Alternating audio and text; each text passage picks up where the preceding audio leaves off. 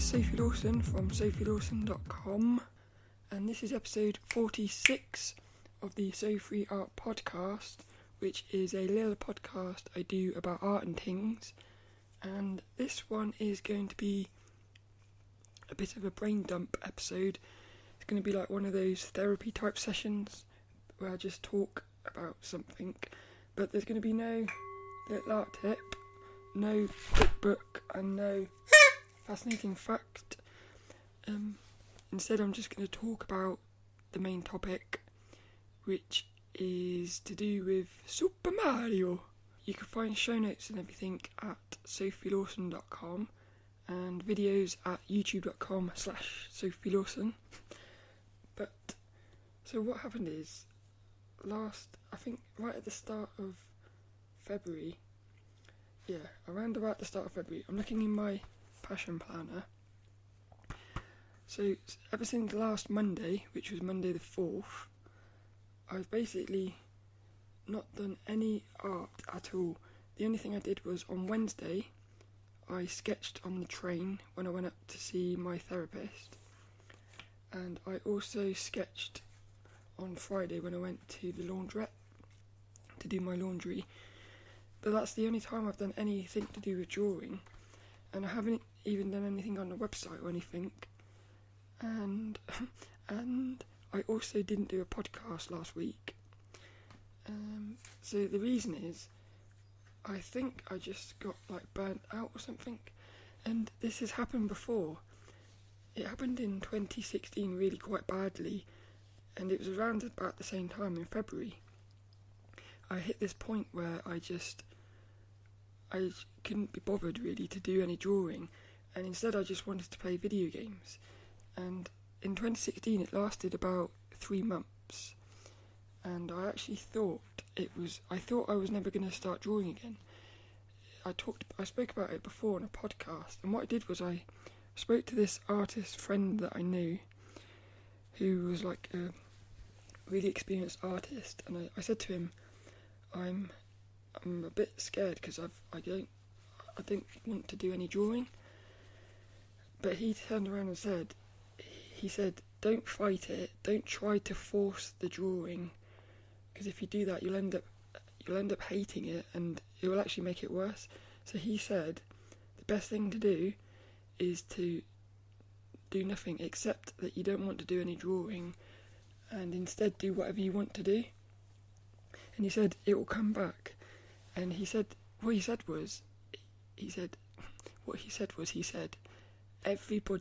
thinks every artist goes through this. It's just nobody talks about it. So because nobody else talks about it, or not many people talk about it, everybody else thinks that nobody else is going through it, when in actual fact everyone is. So he even said that he went through it himself. And he's like this really experienced artist. His whole life is painting and stuff, and he goes through moments of it. So when it started up again last week, it's weird. It started with, I didn't really notice it. It just started, and then a few days later I looked back and I realised that it was starting again. And it's weird because I've got this awareness of it happening, but yet I'm okay with it. Like in 2016, and it's happened a couple times since then as well, but in the past, whenever it's happened, if I've gone through a phase of wanting to play video games or something and not do any drawing, I've always felt really guilty. But like this time I do feel a little bit guilty because I've got loads of stuff I want to do, but because I've been here before, I sort of know that it's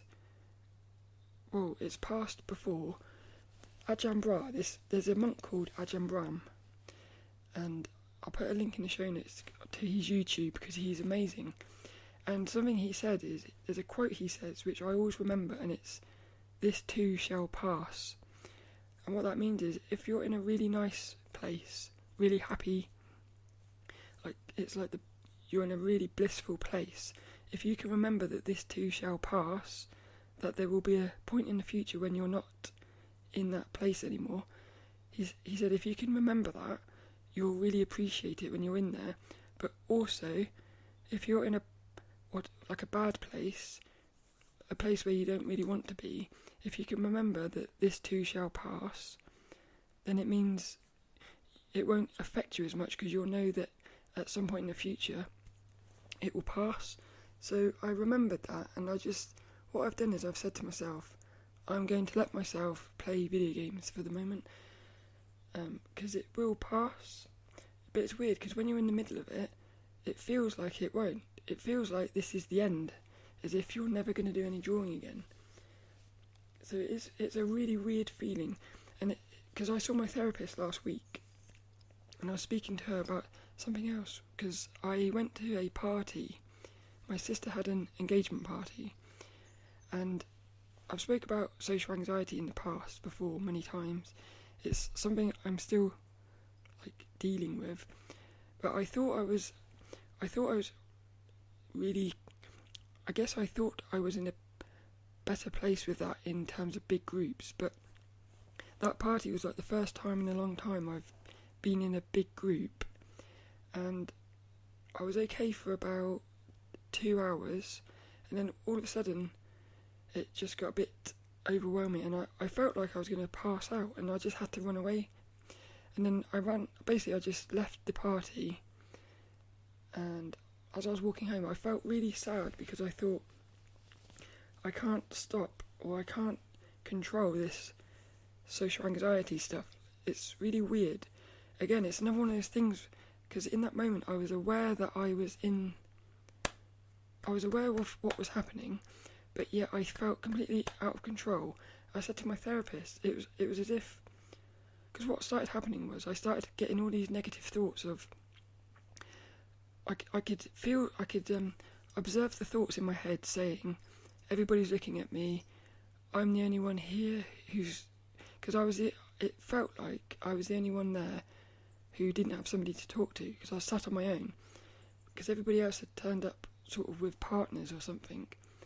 But then I was looking around and there were other people sitting on their own. So I even know that was a lie, but yet these lies were still sort of making me think. It just made me feel like I was doing something wrong, basically. But my therapist she said, next time that happens, just sit with that uncomfortable feeling, which I did do I did that for about an hour, I think. But at the end it just got really bad, and I know what happened was, what my therapist said was, if you can sit with that uncomfortable feeling, she basically said the same thing. I've just realised she said, sit with the uncomfortable feeling and it will pass. But I didn't let it pass. What happened was, because my sister came over and said, do you want to sit with her two friends? So I did, and I look back now and I shouldn't have done that, because where I was sitting, even though I was on my own, I was really comfortable. I could have stayed there all night in that position, because I had my back to the wall, so I felt a little bit safe there. But also, I just felt okay. I was just observing my thoughts, really, and observing everybody in the room. Just as I was trying to just work out what I was feeling and why I was feeling it and stuff. But when I moved, I suddenly was sat in the middle of the room, people all around me. It was so loud, and these two friends, they're really nice people, but they were very extrovert and very loud, and I just felt really uncomfortable. And if I could go back now, I would sit in that feeling, and I would try to just, basically, maybe what I should have done was I should have said, I'm feeling really uncomfortable, but instead I just had to run away. It was really, really weird. But I walked home from that one, and ever since then, really, everything's gone a bit weird. That was the week before I did the holotropic breathwork, which I spoke about on the last podcast, and that holotropic breathwork really helped. And the other good thing about this is that when I was in the middle of that social anxiety thing, like the panic attack, after about 24 hours it had completely gone. Whereas in the past, what would have happened in the past is I would have let the thoughts of having to run away, it would have carried on, and it would have lasted like about a week or something, and I would have gone into quite a sort of negative place. But the next day I was basically over it, so it does show that it's making progress, even though I'm still like struggling with it. And this is something my other therapist said. She said something really important to me. She said, because one time she opened up to me about her past and all the stuff she was going through, and she basically said that it took her 11 years of therapy to like remove all the layers of, because when you're trying to deal with a mental issue, I feel like it's like layers of an onion, and you'll get one layer done and you'll feel like I've done it, and then you'll suddenly realise there's another layer underneath which is even harder. So it actually does get harder, but I hope that at some point you'll get to the middle of it, get all these layers off, you'll get to the middle of it, and like I know that these mental issues are always going to be there, but I think you can get to a point where, like what my new therapist said, you can sit with it and it will just pass. But at the moment I'm still at a point where I can't just sit with it, it gets too uncomfortable. So that's basically what I was going through. But like the holotropic breathwork and that, it's all helping because things can pass a lot. I get over things a lot quicker after, which is really good. So that's like good progress. But I don't know whether it's related. My automatic writing, it once said nothing is coincidence.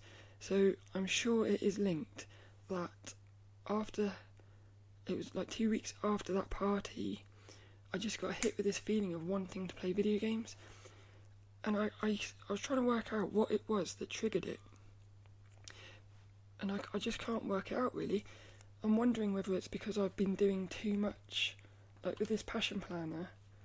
I've planned so much that I've just got really overwhelmed and I need a rest or something. I'm just going to have to see what happened in like a month's time. And maybe what I need to do is pull back on the amount of things I'm doing. It's like less is more. So I'm going to have to work with the passion planner to work out what's going on. But it's very telling that the last 2 days I haven't filled out my passion planner at all.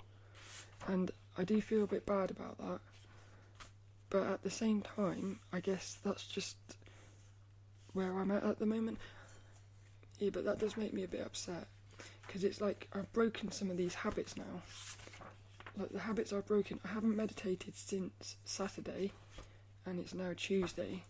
So that's 3 days I haven't meditated. And like I say, I haven't done any drawing. But I don't know, hopefully in a week's time or something, I can start bringing things back in. But I also know that when you break habits, it's really hard to get them back up again. So I'm just going to have to slowly bring them back in, I think. Because meditating is so important, and I know that. Something I want to say actually about that holotropic breathwork, your dreams get hell of a mental after doing that. And like even now, I haven't been meditating, but my dreams, the one thing I have not stopped doing is my automatic writing and my dream diary. And my dreams are still proper weird. And something I've noticed which fascinates me is you go into the dream world and I feel like there are places in the dream that actually exist, because I've noticed that something else that keeps happening is during the day, like three hours, say I've been awake for 3 hours, I'll suddenly have a memory which I think is a memory, and then I'll suddenly realise that isn't a memory, that's actually a dream. So there's this weird thing happening which has been going on for about 2 weeks, which is when I started the holotropic breathwork. It's this weird thing whereby dreams, they're getting mixed in with my memories, and it's a little bit confusing to work out what is a dream, and what is a memory. It's really weird that, but I've noticed that a lot of these memories, or these dreams that I've been remembering, they're in locations which are not like, they're not locations that exist in the real world, but they're consistent locations that I've been visiting. So I'm convinced that when you're dreaming, you're going into like places that exist out of this reality. It's really weird. So I'm really happy that I'm still writing the dreams down, and I think I would say one of the most fun and most important things is to keep a dream diary, because the amount of stuff you learn about yourself by looking at your dreams, it's quite amazing. And like all this stuff I'm going through at the moment, a lot of my dreams are telling me things about like the things I'm dealing with. So yeah, that's another good thing, is that even though I'm not doing like meditation and stuff, I'm still aware that when I'm dreaming, when I'm sleeping, my mind is working through some of these issues.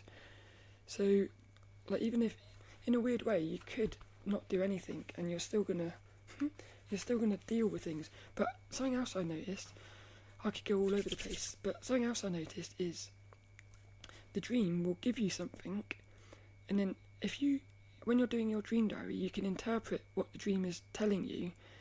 And then I'll give an example. The dream, I had about 3 weeks where the dream kept confronting me with my dad, and I had these unresolved issues in my mind with my dad, and I was getting quite aggressive in these dreams, which is totally not like me. And I kept waking up thinking, what is going on here? Like there's a part of me that is, I'm going to be honest, there's a part of me that hates my dad, and I never realised that. So I worked with it in this dream diary and my automatic writing, and I realised that the dream was telling me that I have to talk to my dad. So what I did was I tried to talk to my dad in the dream for must have been about a month, maybe even a bit more, but it wasn't happening. And then what I realised was the dream was not gonna, that like story of the dream, like the issue with my dad in that dream was not gonna carry on until I did something in the real world, like in the waking state.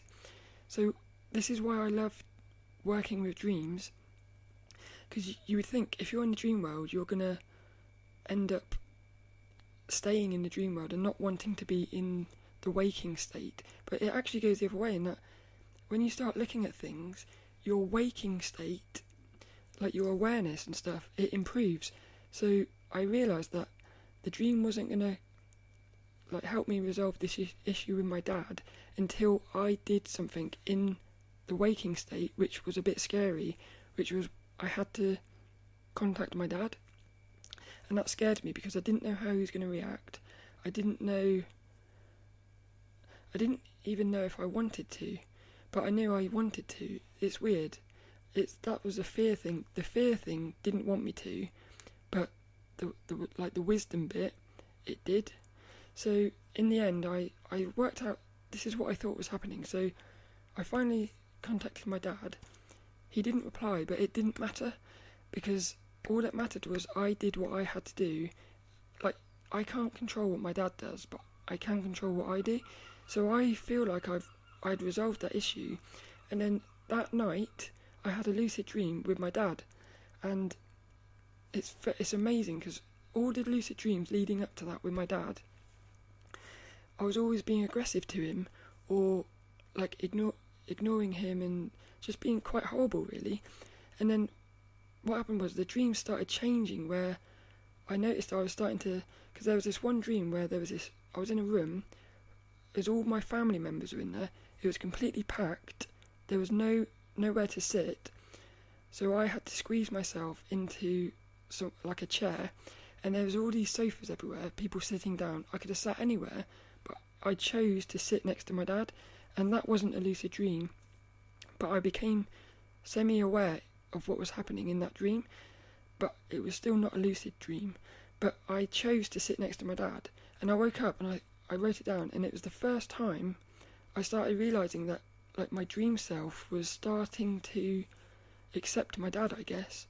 So it's weird, because I always thought the issue was that my dad didn't accept me for being transgender.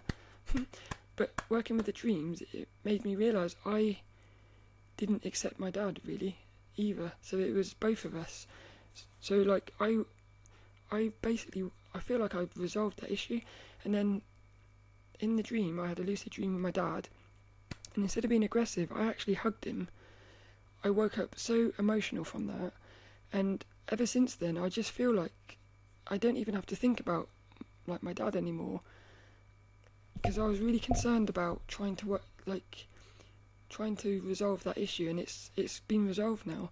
But then it's quite funny because I sorted that out again, like these layers of the onion. I sorted that out, and then that was about the time of this party, and then all of a sudden all of my awareness went into this like social anxiety in groups.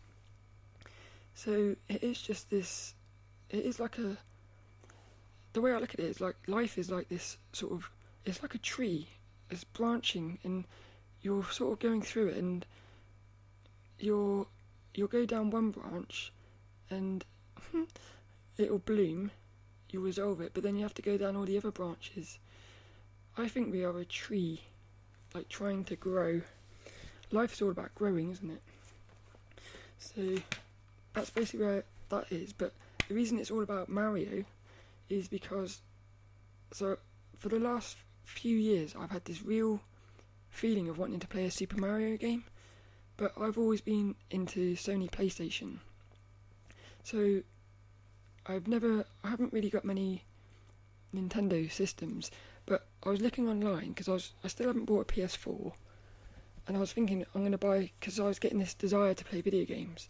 I started thinking I'm going to buy a PS4, so I started looking into getting a PS4, and then we have this website in the UK called Gumtree, which I believe is like something called Craigslist in America. It's basically just where anybody can sell anything, and you can get some really cheap stuff on there. So I was looking for this PS4, and then I randomly saw a Wii U, a Nintendo Wii U, and it was £40 with, got like controllers and everything. It's one of the best bargains I've ever got. So I picked that up, and then I went and bought a load of Mario games, and I've just been having a lot of fun really. And what I like about the Nintendo one is it's just fun. Like with the PlayStation, I love the PlayStation, but if you go online with that, in fact I don't really play PlayStation online because it feels too much like pressure, whereas with the Nintendo one I can just go online with that. I've been playing Mario Kart online, and there is no pressure. It's even if you finish last, it doesn't matter, it's just fun. And something that's really cool is I've created this, because the Nintendo has these things called Miis, which is like little avatars, and so I've created a little Sophie. I love that. I've created this little Sophie, so I've got this like little Sophie running around in my console. So I'm finding it a lot of fun really at the minute. And what I would love, my absolute dream is to one day get to a place where I can play video games and draw at the same time. Not at the same time, but play video games and still do my drawing. And I want to be drawing video game characters, because that's what I love. I love video game characters. So what I'm hoping is that maybe I can get back into drawing by drawing like Super Mario and Yoshi and stuff like that. And I would love actually to somehow draw my little character, little Sophie, with these like Super Mario characters and stuff. I think that'd be quite fun. But at the moment I'm just going to play video games for a bit. So that's where I'm at the moment. There's a lot of thoughts and thinking going on. And there is a little book that I want to talk about actually. I was listening to a random spiritual podcast a couple of weeks ago, and this bloke mentioned a book called Daily Rituals by Mason Curry, and he was talking about this book and it sounded amazing, so I've picked it up, and it's a book I'm going to be reading soon. But on the front it says, "How great minds make time, find inspiration and get to work." And this book is quite fitting for what I'm going through now, because you have to make time to do drawing. So if you're playing video games, you're not making time for drawing. Finding inspiration, I do believe playing video games is a way of getting inspiration, because I'm playing these games and I'm thinking, I want to draw these characters. So that's good. And then it says about getting to work. And what the book is, I haven't looked in it yet, but what the bloke said on the podcast was, this book looks at loads of different people, such as Mozart, Sigmund Freud, Charles Dickens, Beethoven, Einstein, and what they do is they talk about basically the daily rituals that these people had, how they were able to achieve so much, and it's all about really finding the balance between working and playing. So I think this book is going to be quite revealing, and something he said on the podcast, which is quite strange, is a little bit rude, but he said one of the people in here, one of the stories, the way one of the daily rituals this person has, and it's a bit weird, but I always say don't judge, because if you haven't tried it, it might work for you. So what this person does is, I think they were an artist, they were painting, and the way they were able to get into their painting is, remember this is rude, is they started by masturbating. Now that sounds a little bit like, what the heck? But it worked for them, and I guess if it works, does it really matter what you're doing? So they would masturbate, and then that would allow them to get inspiration to start painting. So that's the sort of thing this book is going to be about. Is he said in the book, it's amazing how completely different everybody's rituals are, because he says some people will spend all day working their butt off, and then there's other people who they don't have any. Well, basically what he said was some people will do lots of planning and work their butt off, and then other people will do no planning at all and just more sort of go with the flow. And the thing is that both of those sort of people will get really good results, even though they're getting to it in a completely different way. So I've started thinking maybe I am not supposed to be planning so much. Maybe I just work better when I don't plan so much. But then I also know that if I don't plan stuff, I'm more likely to not do anything. So for me it's going to be trying to find the balance between planning and also being more spontaneous. So I think that book's going to be quite interesting, and it will be a future book. Definitely. The book I'm currently reading actually is called Discover Your Psychic Powers, and this is a really good book as well. It's very practical, because it's just talking about how you can, for instance, at the start of the book, it talks about how sort of like a meditative practice you can use just by eating fruit. So what they do is they get you to eat this apple, and instead of eating the apple, because what they say is that most people, they just eat the apple without even thinking about it, but they said in the book, pick up this apple, hold the apple, feel it, really feel the apple, look at it, really analyse it to the point where if you put the apple back into the bowl with all the other apples, you would be able to pick that apple back out, and then what you have to do is you have to eat the apple, but eat it really slowly, savouring all the sensations and tastes and everything. And what this does is it increases your senses so that you can improve your psychic abilities. But what I also noticed about this was it is identical to drawing.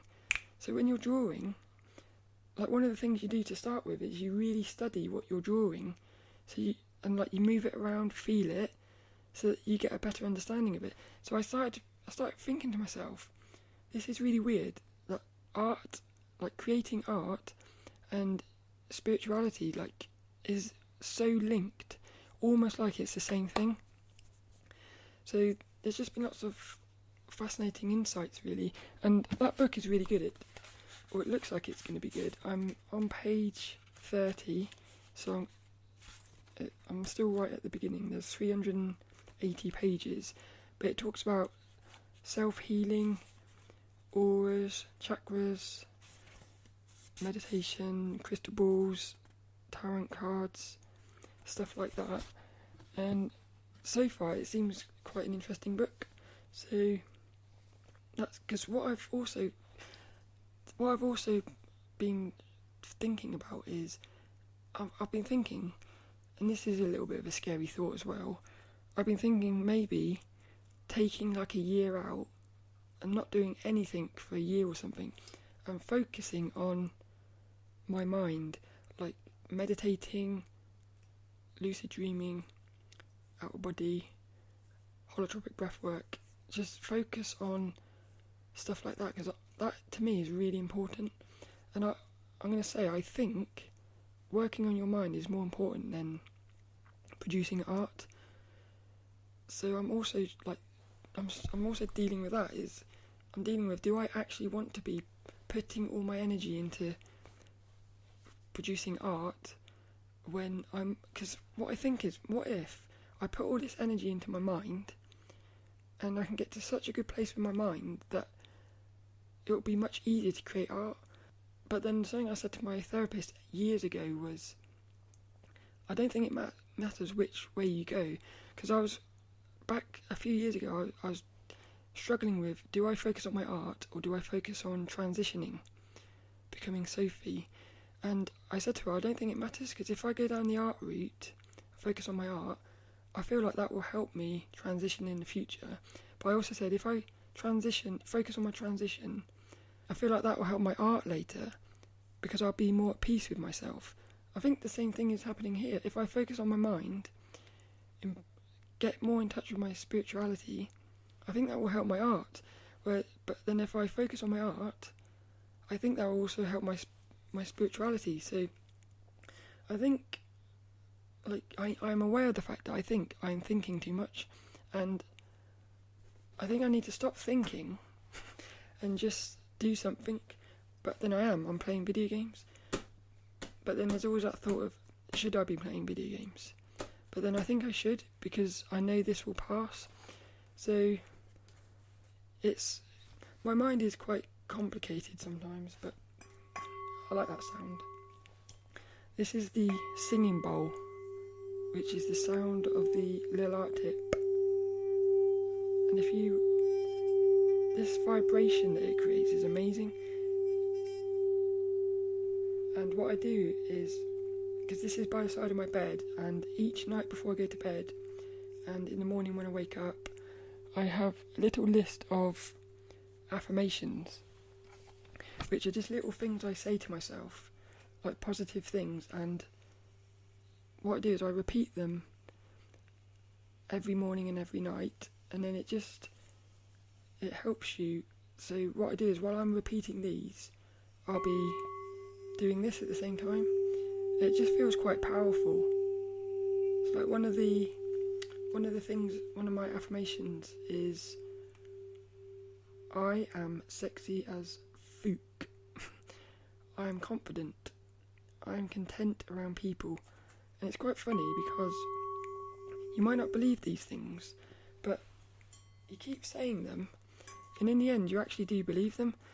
So affirmations are powerful as well. So that's basically it really for this week's podcast. Like I said, it was a bit of a brain dump, and just trying to work out what to do really, just trying to work out what to do. So the struggles of trying to balance life. Life is really weird.